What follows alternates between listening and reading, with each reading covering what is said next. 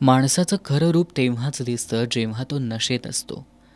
मग ती नशा पदाची, उंचीची, दारूची, पैशाची, रूपाची किंवा इतर कशाचीही असो. पाण्यातच वीज असते, त्याला फक्त गतीची गरज असते. ताकातच लोणी असतं, त्याला फक्त घुसळण्याची गरज असते. सुखसुद्धा माणसाच्या स्वतःजवळ असते, त्याला फक्त शोधण्याची गरज असते. एक ठराविक वयानंतर आपल्याला पेन्सिलच्या ऐवजी पेन दिलं गेलं. त्याचं कारणही तेच की आपल्या लक्षात आलं पाहिजे की जसजसं आपण मोठे होत जातो तशा आपल्या चुका खोडल्या जात नाहीत. दुःखाची झळ आणि वेदनेची कळ त्याच लोकांना जास्त कळते जे प्रामाणिकपणे साधं सरळ आयुष्य जगत आलेले असतात.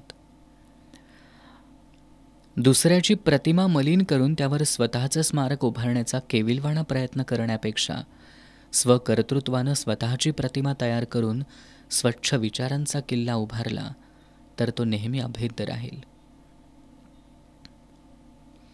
तुम्ही कितीही चांगलं काम करा, कितीही प्रामाणिक बना, कितीही पुण्य करा, ही दुनिया फक्त तुमच्या एका चुकीची वाट पाहत असते. संयम राखणं हा आयुष्यातला फार मोठा गुण आहे, कारण एक चांगला विचार अनेक वाईट विचारांना नाहीसं करतो. ज्ञान म्हणजे आपण काय करू शकतो याचं भान, आणि भान म्हणजे आपण कधी काय करू नये याचं ज्ञान. जिथं आपल्याला ठेच लागते तिथूनच आपल्याला सवय लागते सांभाळून चालायची, मग ती पायाला असो की मनाला. पावसाला माहीत सुद्धा नसतं मातीतून काय उगवणार, तो फक्त मनसोक्त कोसळून जातो.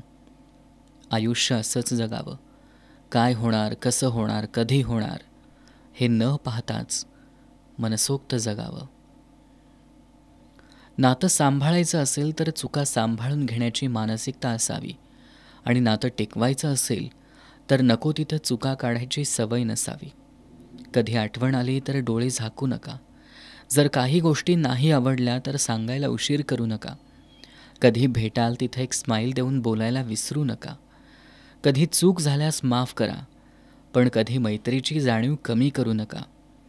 जन्म हा एका थेंबासारखा असतो, आयुष्य हे एका ओळीसारखं असतं, पण मैत्री असते ती वर्तुळासारखी असते, ज्याला कधीच शेवट नसतो.